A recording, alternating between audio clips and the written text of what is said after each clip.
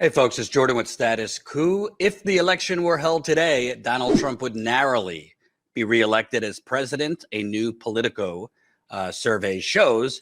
And apparently the brainiacs within the corporate Democratic Party's response to that is, let's enlist the help of Liz Cheney, Mitt Romney, Rahm Emanuel, and wait for it, appoint Bill and Hillary Clinton to take over peace in the Middle East as Israel continues to carpet bomb and slaughter Palestinians in Gaza. This is not The Onion. This is reality. Let me show you first the details from this survey. Again, this was done by Politico. New forecast projects Trump to defeat Biden in a head-to-head presidential rematch in largest study yet. Donald Trump would beat Joe Biden in the Electoral College by 292 electoral votes to 246. If the election were held today, Biden would still win the popular vote by 1 percentage point. Despite Trump's lead, the race in battleground states is extremely close, with 4 states forecast to be won by less than 2% of the vote, and Nevada and Michigan projected to be won by Biden. Amid calls from senior Democrats for Biden to step down as nominee, the poll reveals Trump would also beat Vice President Harris and Governor Gavin Newsom. If you look within the poll, a poll shows Trump on course to win back 4 key swing states that Biden won in 2020: Arizona, Georgia, Pennsylvania, and Wisconsin. All of these states were won by Trump in the 2016 election before flipping to Biden in the 2020 election, preventing Trump from the same path to the White House. Mind you, Trump is projected to win, as he is openly saying that if he is elected president, he will enlist the Department of Justice to go after his political enemies, who he is now calling vermin, which is very controversial because that evokes phrasing back in the era of the Holocaust. How is Biden losing to a 4-time indicted authoritarian wannabe clown? Well, let's go into apparently the Democratic Party's solution for all of this, which is, I kid you not, to enlist the help of Liz Cheney, Mitt Romney, Rahm Emanuel, and Hillary and Bill Clinton. Correct. It's a long piece from Politico. Give you the headline here. Here's how Biden can turn it around. Top Democrats agree that the president needs more aggressiveness, more help from his friends, and a few more friends like Liz Cheney, Rahm Emanuel, and Mitt Romney. Oy vey. There's several parts to this that I found very interesting. Let's first take a look at this part. That's in part for reasons Biden refuses to accept: his capacity to do the job. The oldest president in history, when he first took oath of office, Biden will not be able to govern and campaign in the manner of previous incumbents. He simply does not have the capacity to do it, and his staff doesn't trust him to even try, as they make clear by blocking him from the press. Biden's bid will now give new meaning to a Rose Garden campaign, and it requires accommodation to that unavoidable fact of life.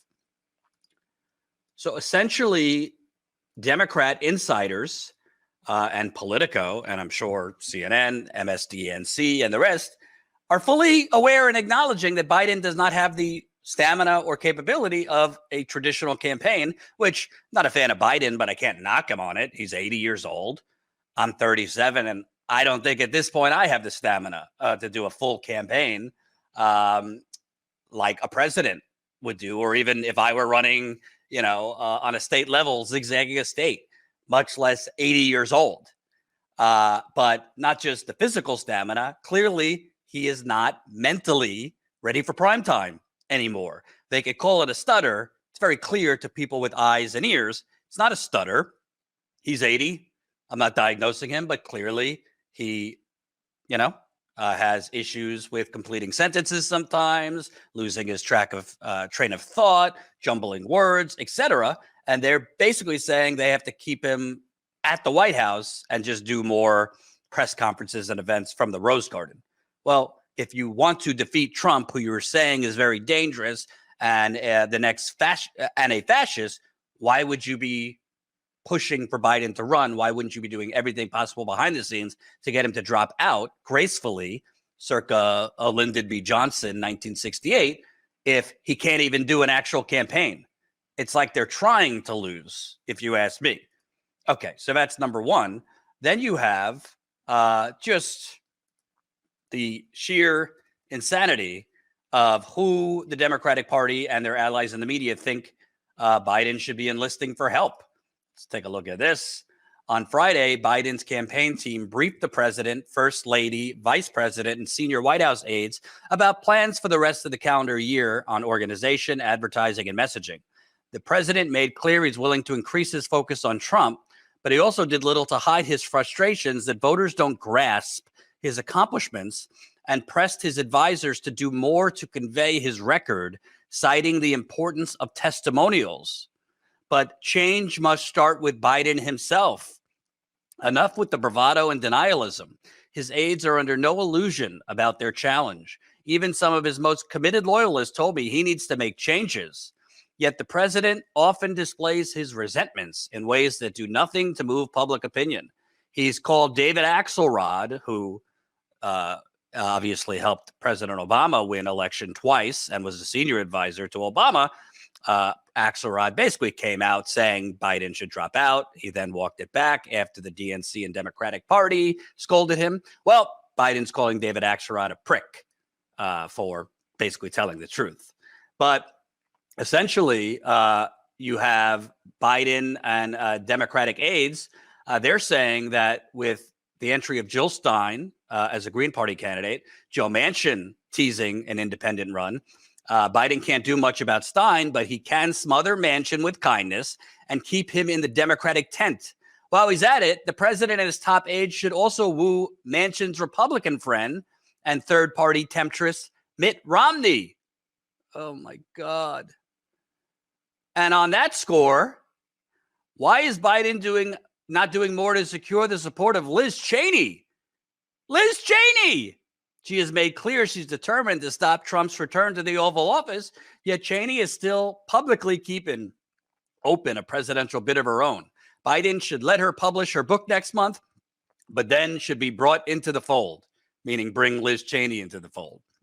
Whether it's called Republicans against Trump or Republicans for Biden, Cheney must be deployed and do all she can to bring other prominent figures with her, including her father, Dick Cheney, and former President George W. Bush.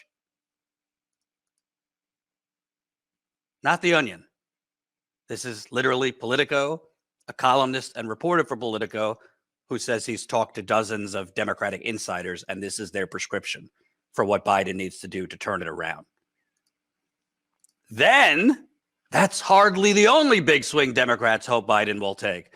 No ambassador is seen to remake the role as Biden's envoy to Japan than Rahm Emanuel. Yet the best service Rahm can offer Biden isn't using his post in Asia to forge Pacific alliances and taunt the Russians and Chinese. The president should call Emanuel back stateside and have him chair his reelection. Oh, my God. Doing so would demonstrate a willingness by Biden to broaden his inner circle, create a manic urgency in the campaign that is Emanuel's trademark, and by elevating one of the most ferocious operatives of our times, signal that when Trump goes low, the Democrats will go fucking lower. Yeah, let's bring in Rahm Emanuel, the guy who covered up the death of Laquan McDonald in Chicago, the guy who essentially helped usher in the era of the, Democratic Leadership Council, the New Democrats, the corporate Democrats, the Wall Street Democrats.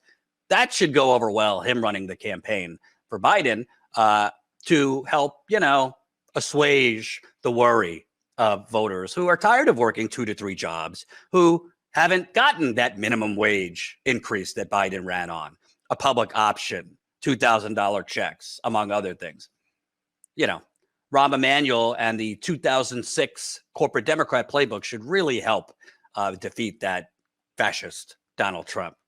But there's more, and this might be the worst of it. Get ready. Again, not The Onion. The White House must move to the political equivalent of war footing. Biden should lure back former Chief of Staff Ron Klain in some capacity. Few modern chiefs could do as much simultaneously as Klain, and he could be particularly useful as the left grows restive over Biden's Israel tilt. On the topic of the Mideast, once the Israeli incursion into Gaza ends, there will presumably be steps towards some diplomacy. When's that incursion going to end? In 2027? Anyway, Biden cannot run the country, run for re-election, and oversee a new Mideast peace process. He should appoint a pair of high-level envoys for the post. Bill and Hillary Clinton. Oh, my gosh. Oh, my gosh. Oh, God. What can you say? Dispatching the Clintons would show Biden's commitment to a resolution, offer the former first couple a final mission that could be the capstone of their public lives, and help channel their talents in more constructive ways than letting them chew over polling data and rage about Trump. Clinton shared credit with former Senator George Mitchell for landing the Good Friday Agreement in Northern Ireland, and Biden could do the same if there's even a temporary peace in the Holy Land. Yes, besides Hillary Clinton's notorious record of warmongering and being a neocon, and, her husband pretty much going along for the ride, great idea to appoint Hillary Clinton to oversee peace between Israel and Palestine, given the fact that she tried to rig and discard the Palestinian election of 2006. For those of you that don't know, here's a little history to that. Speaking to the Jewish press about the January 25th, 2006 election for the Second Palestinian Legislative Council, the legislature of the Palestinian National Authority, Clinton weighed in about the result, which was a resounding victory for Hamas over U.S. preferred Fatah. Quote, "I do not think we should have pushed for an election in the Palestinian territories. I think that was a big mistake. And if we're going to push for an election, then we should have made sure that we did something to determine who was going to win." That bastion for democracy, Hillary Clinton. She's the best choice to usher in peace in the Middle East. Before getting into the absurdity of all of this, I just want to play you a clip that maybe the Democrats, if they're interested in winning, again, not positive they are, let's show this clip because I think this represents a lot of voters in America, left, right, center, non-politico, doesn't really matter. I want to show you this clip because I think this actually is the problem. Are you happy with your vote for Joe Biden? Well, I didn't see something like really change, and I didn't see changes so I was expecting something. Gabriele Martinez was expecting better. Both she and her husband work. They have one child, 6-year-old Roman. Every month, a struggle. Right now, I work in 3 jobs because I have to pay more things. Like my house is more expensive. Dalton, Georgia bills itself the carpet capital of the world. Much of the labor here, Latino immigrants living paycheck to paycheck. Many now view the Trump years as better for their bottom line. Some Latino community say when Trump was a president, we don't have high gas or inflation of the food. Right. So this is the truth. Pocketbook concerns top of the mind, and the support of this fast-growing voting bloc critical in key battleground states. So that was members of the Latino community, but pretty much across the board, you could go to the Black community, poor white community, even if there is a middle class left, middle class whites, Blacks, Browns, working poor. The issue for them is not a lack of Mitt Romney in their lives or a lack of a message to them from Mitt Romney, Liz Cheney, Rahm Emanuel, or the Clintons. The issue for them is the neoliberal hellscape, gentrification, and inflation that honestly has been going on for longer than 2 years. Biden has done, and to be clear and fair, inflation is not completely Biden's fault. This is a global phenomenon. If Trump was president for longer, if he was reelected in 2020, which he was not, there would have been inflation and there wouldn't be that much Trump could do about it. But Biden has not taken action on things he could have done. And I called for this a while ago, could have went a lot tougher on the oil companies and pulled their subsidies, which is about $15 billion a year, or threatened to get them to lower gas prices. There is zero zero penalties on food companies, electrical companies, you name it. All these entities and industries that are have been jacking up rates forever and ever. There are zero penalties for the federal government. There used to be somewhat of price controls in America, or at least some pressure exerted by the government to get these corporate ghouls that are exercising greedflation, because most of inflation has just been companies price gouging because they can. Biden has not done any of that, probably because most of them are his donors, and his other donors want these companies to be able to hike prices as much as they want. So sorry to the brainiacs at the DNC and Democrats. Liz Cheney, frantically talking about the risk to democracy posed by Donald Trump. Rahm Emanuel cussing and hollering and covering up the executions of young black men. Mitt Romney, with his Leave It to Beaver Act, is not going to really excite the person working 2 or 3 jobs in Michigan, Wisconsin, Pennsylvania, Georgia, Arizona, black, brown, white, doesn't matter. The person who did not see the minimum wage increase because Biden unilaterally surrendered on that. I could go on and on. If you're not going to actually fight for those people to raise their wages or to lower prices, then the threat of Trump, they've had Trump. Yes, Trump is horrible. I would like to not see him reelected. But Biden coming in, their economic conditions have gotten worse. Whether or not it's all Biden's fault doesn't matter. For them, that's the reality. And they might not vote for Trump, but they also might just not vote and sit it out.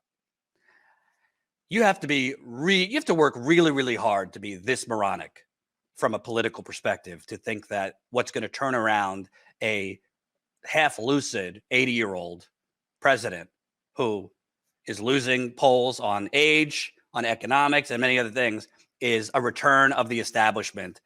Hillary, Bill, Rahm Emanuel, Mitt Romney, and Liz Cheney. You have to be fucking morons to think that, or intentionally trying to lose.